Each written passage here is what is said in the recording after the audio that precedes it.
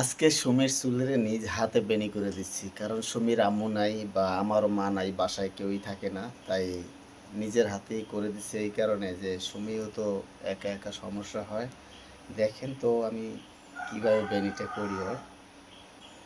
করবো তো তাড়াতাড়ি রে ভাই, সব জিনিস কি তাড়াহুড়ো করে হয় কপি?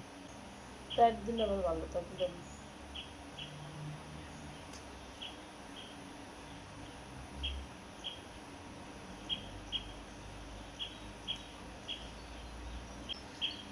এত সময় লাগে?